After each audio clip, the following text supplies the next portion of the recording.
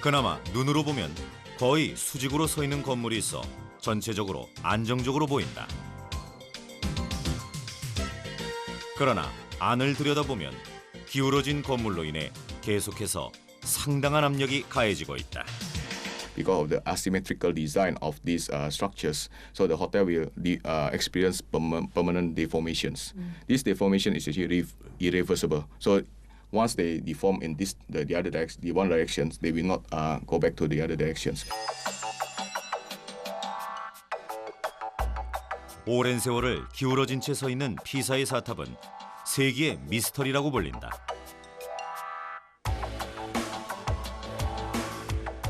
하지만 이 건물의 경사도는 약 5도. 겉보기에는 불안정해 보이지만 더 기울어지지만 않는다면 무너질 위험성이 크지 않다.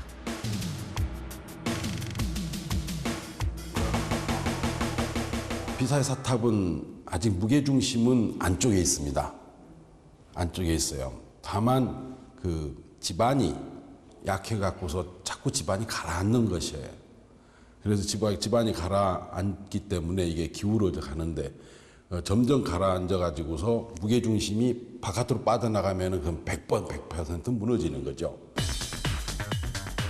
싱가포르의 호텔의 기울어진 건물의 경사도는 52도로 피사의 사탑의 10배가 넘는다. 기울어진 건물이 수직으로 서 있는 건물을 만나기 전까지 스스로 버텨야 하지만 건물의 높이가 올라갈수록 기울기는 점점 커지고 무게중심도 밖으로 이동해 무너질 위험이 있다.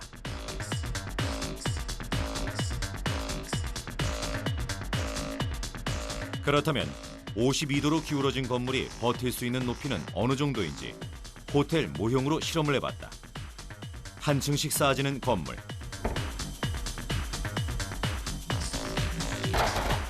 팔 층이 쌓아지자 그대로 무너져 버렸다.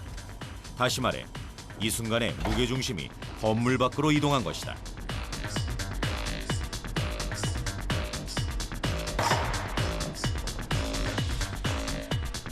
기울어진 건물과 수직인 건물이 만나는 지점은 23층이다. 실제 호텔의 경우에도 특별한 조치를 취하지 않는다면 수직 건물을 만나기 전에 8층 높이에서 무너질 것이다.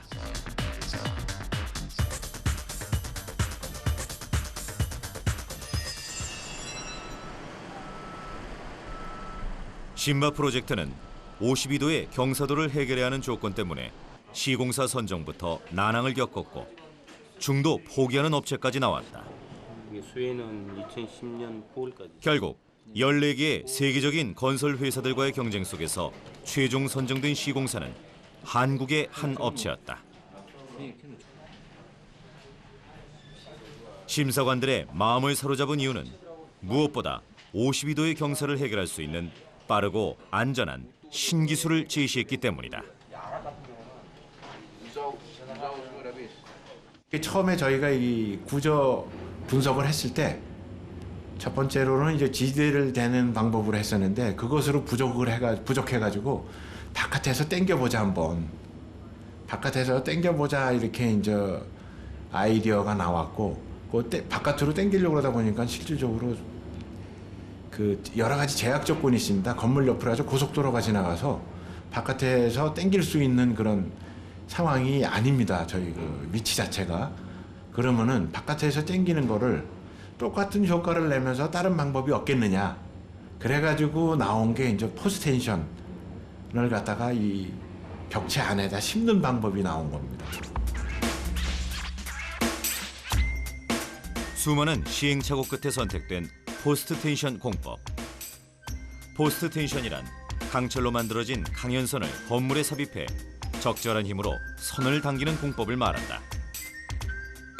선이 팽팽하게 당겨지면 이 선이 층과 층을 수직으로 연결해주면서 지지대의 역할을 해주기 때문에 기울어진 건물이 스스로 서 있을 수 있다.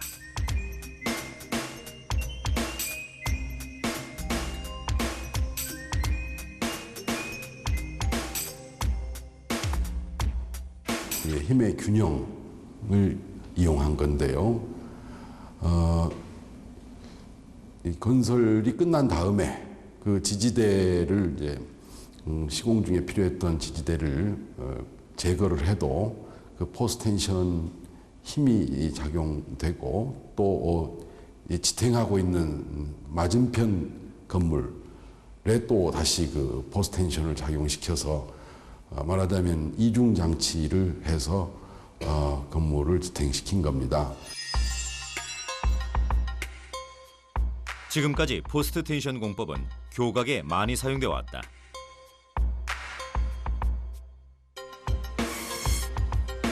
우리나라의 가덕도와 거제를 잇는 거가대교.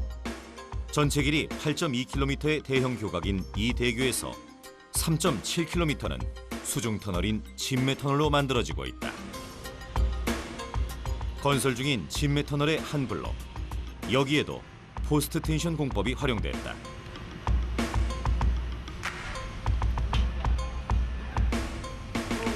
한 블록마다 7가닥의 철선을 꼬아서 만든 강연선이 촘촘하게 들어갔다. 이 강연선이 여러 블록으로 분절된 터널을 하나로 연결해준다. 진매 터널은 물 밖에서 8개의 블록을 따로 만들어 하나씩 바다로 이동시켜 접합한다. 이때 각각의 블록을 연결해주는 역할을 하는 것이 강연선이다. 이 강연선이 강한 파도에도 강마디가 떨어지지 않게 하나로 잡아주는 것이다. 심바 프로젝트는 거의 수평으로만 사용되던 포스트 텐션을 수직으로 활용했다는 데 의미가 있다. 건물당 최대 96개까지 강연선을 벽 속에 설치한 후 바닥에 연결해 팽팽히 당겨줌으로써 건물을 단단히 잡아주고 있다.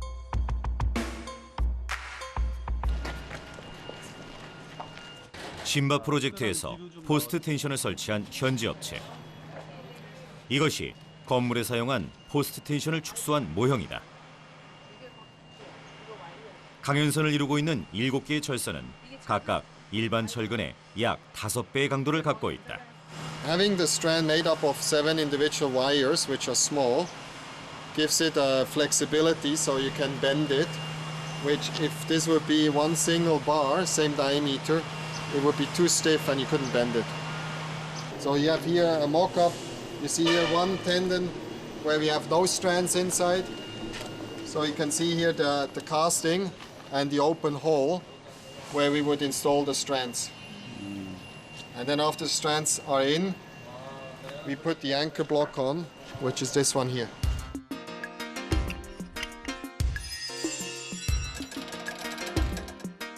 앵커는 건물 아래 4에서 5m 깊이의 땅속에 설치되고 거기서 시작된 강연선은 건물이 올라갈 때마다 팽팽히 당겨진다. 이때 벽 밖에도 강연선이 설치되는데 이것은 후에 제거된다. We remove them. Again, that was a very delicate process because the forces in these tendons are very big. Each of the tendons carries a force of about close to 400 tons.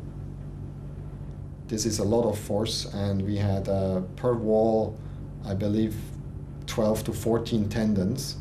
And on top of that, we have the steel struts, which also carried each 1,000 tons. So you cannot just go and cut them. You have to, step by step, release the force out of each of the tendons, because otherwise you will cause damage to the building.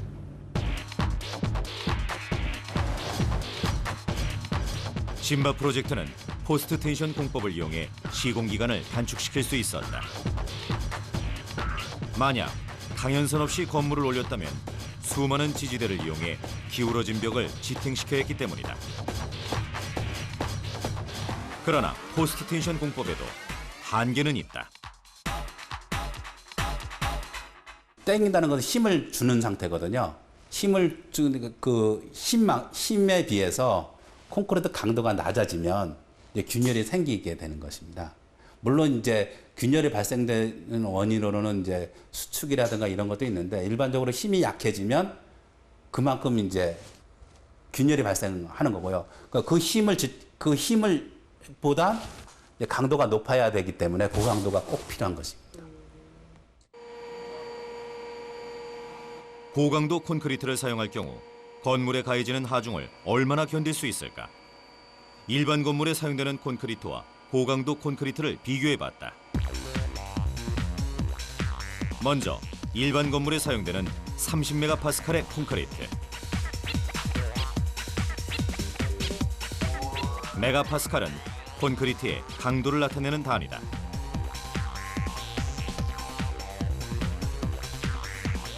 콘크리트에 가해지는 하중이 25톤에 이르자 콘크리트 조각이 산산이 부서졌다. 신바 프로젝트에서 사용한 고강도 콘크리트와 같은 강도인 50메가파스칼의 콘크리트에도 같은 방법으로 하중을 가해봤다.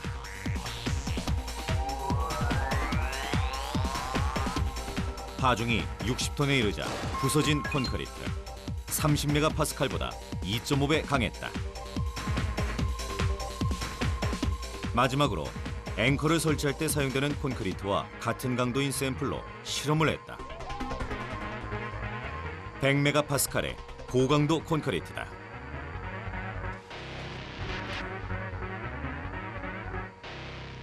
앞에서 실험한 경우보다 훨씬 많은 하중을 견디는 콘크리트. 92톤이 넘어가자 부서져 버렸다. 세 개의 콘크리트를 나란히 비교해보면 하중을 견디는 정도가 확연하게 다른 것이 확인된다.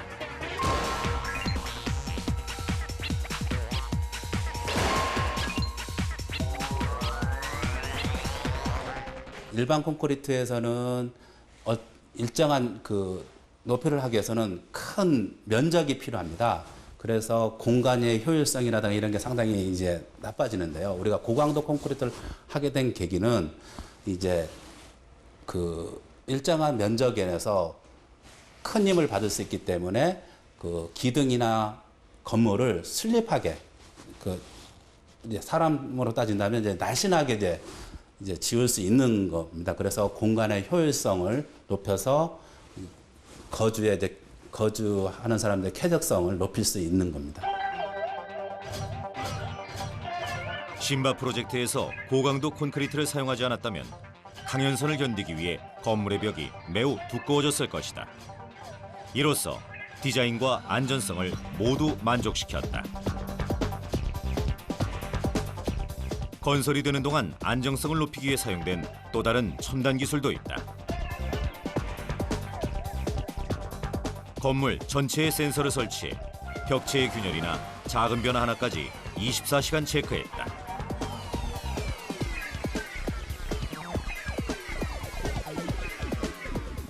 이렇게 감지된 건물의 상태는 10분마다 업데이트돼 실무자들에게 휴대전화로 전송된다. 언제 어느 곳에 있든지 건물의 상태를 확인할 수 있는 것이다.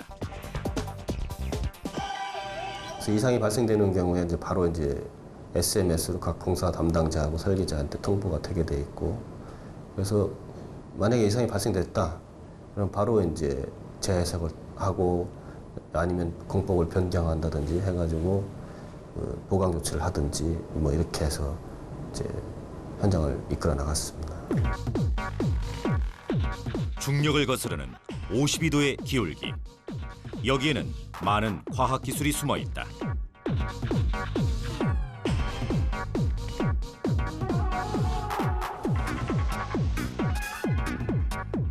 무사히 건물이 지어진 후에도 여전히 문제는 남아 있다. 많이 기울어진 건물일수록 하중에 견디는 힘이 약하기 때문이다.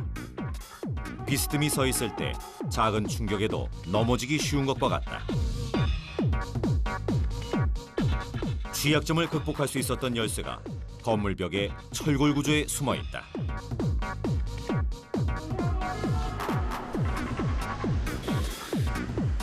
밖으로 보이던 철골 구조물이 있는 23층.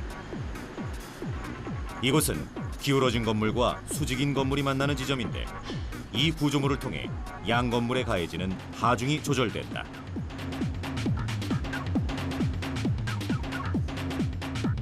상부에서 전달되는 그 하중이 있습니다. 그 하중을 균등하게 배분을 시켰을 경우에 구조적으로 이 경사진 구조는 상당히 약합니다. 거기에 많은 하중이 걸리게 되면은 그 구조가 상당히 문제가 발생이 돼가지고 그쪽으로는 하중이 좀 덜 가게 하고 똑바로 올라간 그 벽체에 하중이 많이 가게끔 이렇게 설계를 해놓은 게 이제 트랜스퍼 트러스입니다. 트랜스퍼 트러스. 말 그대로 무게를 이동시켜주는 구조물을 말한다. 트랜스퍼 트러스는 여러 조각으로 나눠져 만들어진다.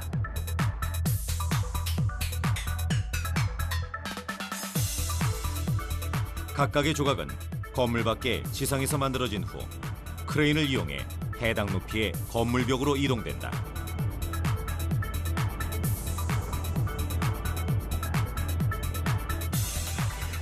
이렇게 이동된 철골 구조물 조각들은 한 층에 한 개씩 고정된 후 연결돼 하나의 거대한 구조물이 된다.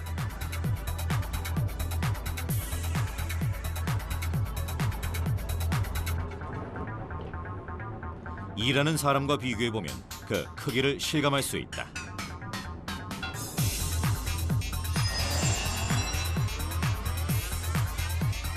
(52도의) 기울기를 갖고 있는 동은 16층에서 28층까지 12개 층에 거쳐 벽마다 트랜스퍼 트러스가 설치돼 있고, 기울기가 비교적 완만한 동은 21층부터 25층까지 4개 층에 걸쳐 설치돼 있다. 이 철골 구조물이 설치되기 전까지 건물 자체의 무게로 하중이 가해질 때 기울어진 건물에 전달되는 충격이 컸다. 그러나 트랜스퍼 트러스가 설치된 후에는 무게를 분산시켜 수직인 건물로 보내기 때문에 기울어진 건물에 가해지는 하중이 40%밖에 되지 않는다.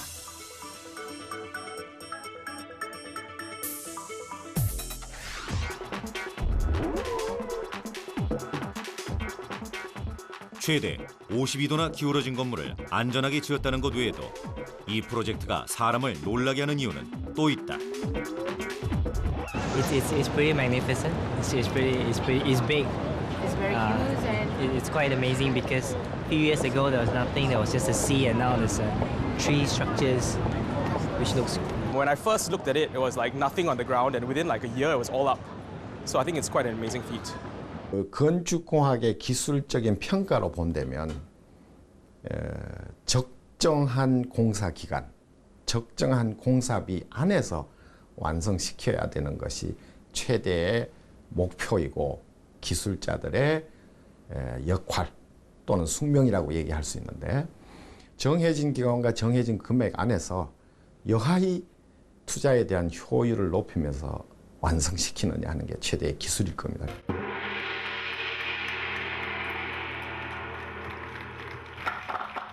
호텔이 완공되기 2년여 전에 있었던 착공식. 이때 호텔 관계자들이 원한 것은 안전성과 함께 될 수 있는 대로 짧은 건설 기간이었다. 이 조건에 맞춰 신바 프로젝트에는 일반적으로 잘 사용되지 않은 건축공법들이 활용됐다. 그중 하나가 흙막이 공사다.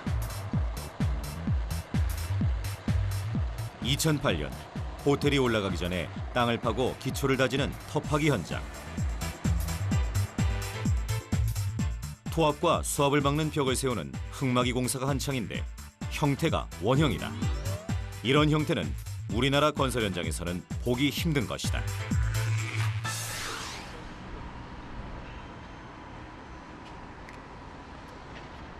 우리나라의 한 건설 현장, 역시 흙막이 공사를 하고 있다. 모양은 사각형, 싱가포르 현장과 전혀 다르다. 우리나라의 건설 현장에는 흙막이 벽 안쪽으로 지지대를 많이 세운 것도 매우 다르다. 같은 용도로 사용되는 흙막이 공사를 하면서 두 건설 현장이 왜 이런 차이를 보이는 것일까? 사각형 흙막이와 원형 흙막이에 어떤 차이가 있는지 실험을 통해 직접 확인했다. 사각형의 흙막이 모형에 물을 부어 압력을 주자 바로 찌그러지기 시작했다.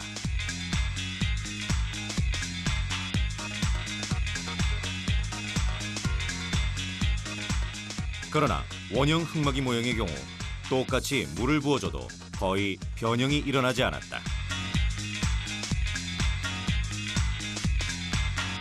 사각형으로 만드는 것보다도 원형으로 만드는 것이 훨씬 그 옆으로 미는 힘을 견디는 능력을 키워줍니다.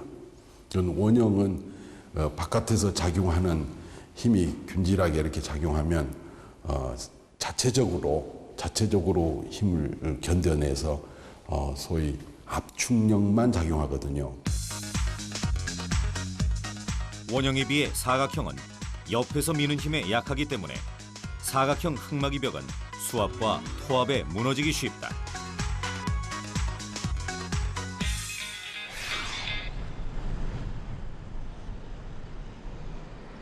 여러 개의 섬으로 이루어진 싱가포르는 토지에 수분이 굉장히 많다.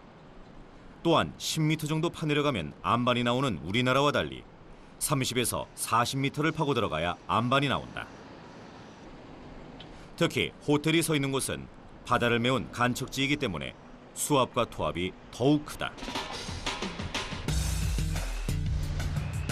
결국 우리 기술진은 원형 흑마기를 선택했다. 원형 흑마기는 땅속의 토압을 잘 견디기 때문에 따로 지지대를 설치할 필요도 없다. 지지대를 설치했다가 다시 제거하는 과정을 반복할 필요가 없고 작업 공간도 여유가 있기 때문에 신바 프로젝트의 시공 기간을 단축시키는 큰 역할을 했다.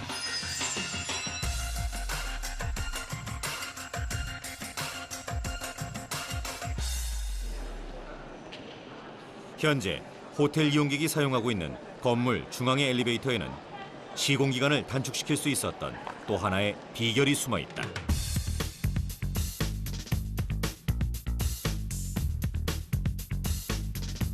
바로 점프리프트 공법이다. 점프리프트는 이 건물의 뼈대를 만들 때부터 엘리베이터를 함께 만드는 것을 말한다. 이 엘리베이터를 통해 자재를 운반하는 등 건축 초기부터 활용한다. 건물의 뼈대를 완성한 후에 엘리베이터를 따로 설치할 수고를 덜어주기 때문에 시공 기간을 크게 줄여줄 수 있다.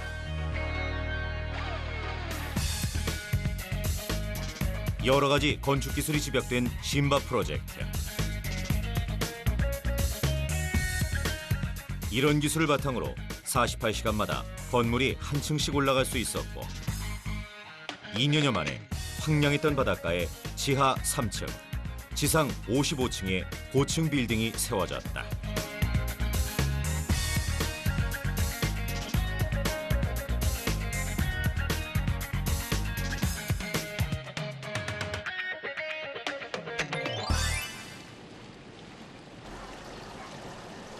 호텔 옥상에 위치한 스카이파크. 이곳에 야외 수영장이 있다. 가까이서 바라본 수영장은 마치 하늘에 떠 있는 것 같다. 그곳에서 취재진은 낯익은 얼굴을 만났다. 이 건물의 설계자 모세 샤프디다. Very good to swim here. Very rewarding.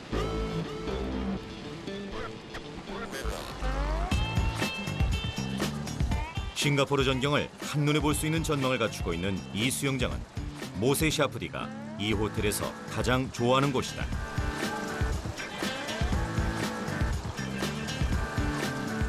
스카이파크는 수영장 외에도 스파와 산책로, 레스토랑 등을 갖추고 있는데 그 크기만 10만 제곱미터가 넘는다. 축구장 2개를 세울 수 있는 크기다. 그러나 규모보다 사람들의 눈을 사로잡는 것은 스카이파크의 모양이다.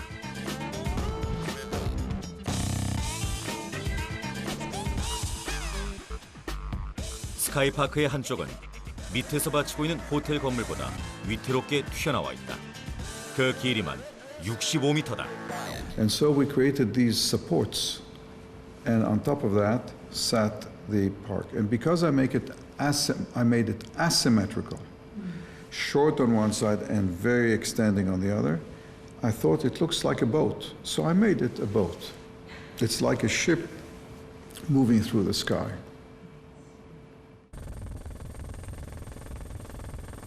(210m) 상공에서 만들어진 배.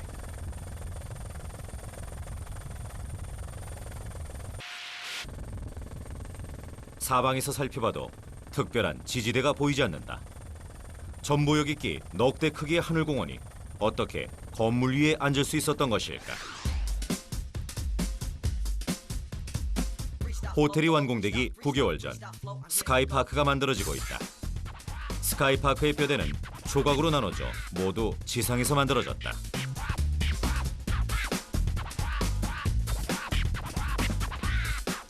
이렇게 만들어진 조각은 옥상까지 기중기를 이용해 들어올려진다. 옥상까지 옮겨진 뼈대는 다시 옮겨져 자리를 잡고 210m 상공에서 하나하나 접합된다.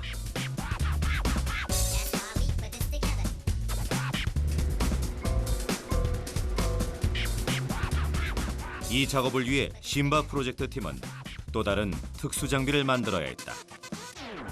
겐트리 크레인이 바로 그것이다. 철골 하나에 그 무게가 300톤. 일반 건설 현장에서 사용되는 기중기가 18톤을 들어올리는 것을 생각했을 때 엄청난 무게다. 한 개의 철골을 들어올릴 때마다 16시간이 소요됐다.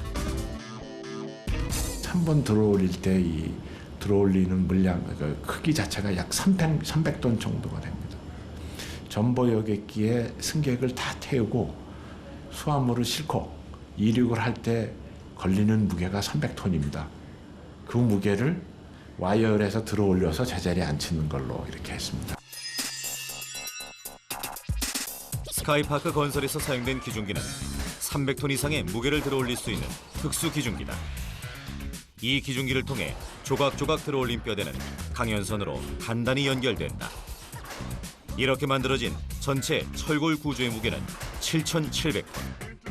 일반 고층 건물에 사용되는 전체 철골량과 비슷하다.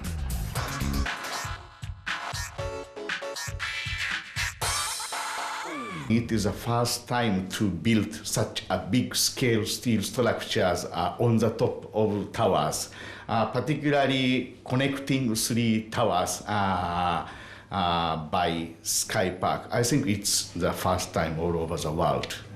Yeah. In terms of the scale? Yeah, in terms of the scale, total weight is about 7,700 tons of steelwork on the top of the towers, and two bridges span between towers to connect towers one by one. So I think it's significant different from other steel structures all over the world. 각종 시설을 포함해 6만 톤이나 되는 스카이파크와 최대 52도 기울어진 건물까지. 매우 힘든 건설 과정이었지만 완공된 후 모습을 드러낸 호텔은 주변의 자연환경과 완벽하게 어우러지면서 이 지역 마천루의 중심으로 부상하고 있다.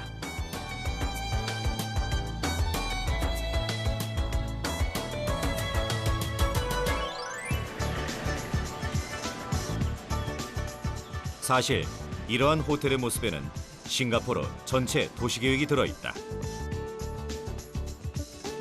싱가포르 정부는 2011년까지 새로운 도시경관을 완성할 계획을 갖고 있다.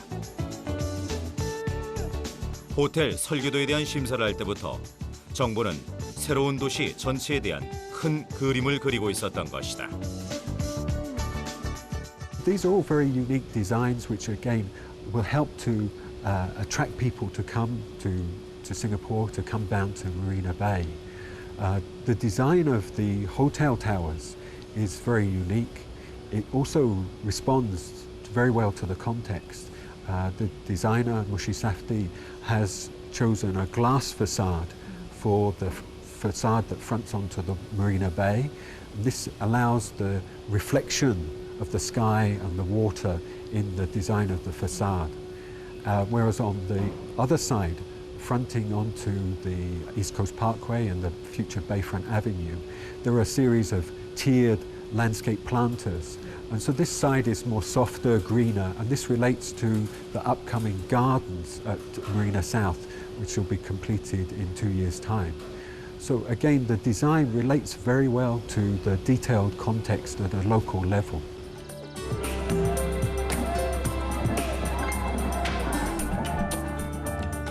새롭게 디자인된 도시에 대한 싱가포르 정부의 홍보물.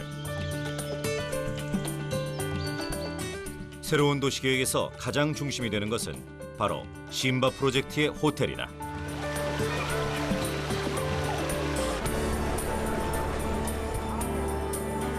집중 개발될 해변가 상업지구의 중심지가 될 것이다. 정부는 이 호텔이 새로운 싱가포르의 상징이 돼주길 원했다.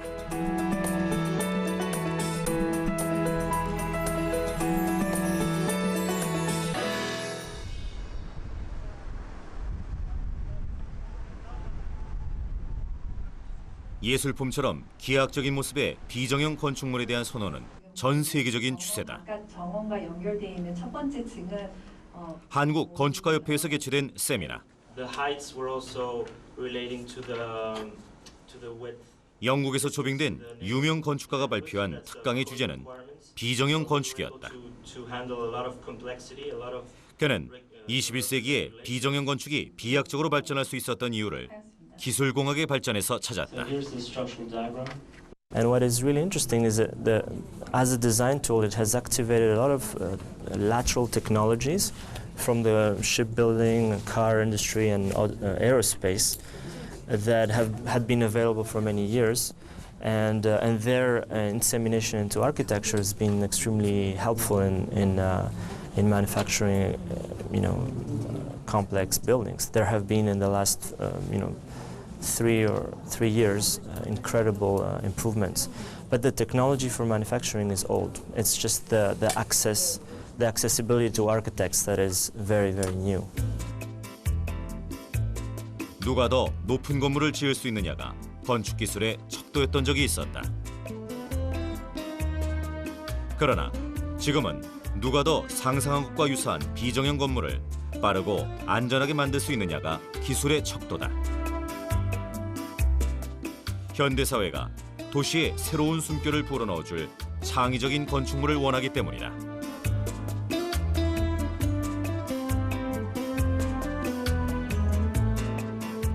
우리나라에도 점점 더 많은 비정형 건물들이 들어설 계획이다.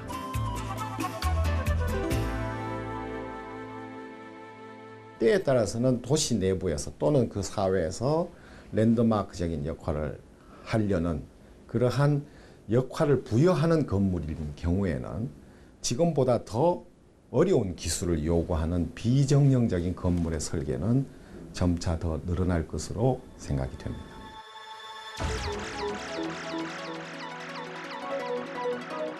최첨단 건축 기술을 통해 싱가포르에 새로운 랜드마크를 세운 심바 프로젝트. 이 건물은 21세기 건축 기술의 현주소와 미래의 방향을 보여주고 있다. When we embarked on this project, the government of Singapore said they wanted the building, this complex, to be the symbol of Singapore. Looking back at Marina Bay, this iconic building in Singapore, it brings a lot of satisfaction to me, myself, and to the company to look that we have achieved a milestone in construction engineering. 건설 기술을 발전시킬 수 있는 단초를 제공하는 것은 이상한 건물을 설계한 설계사입니다.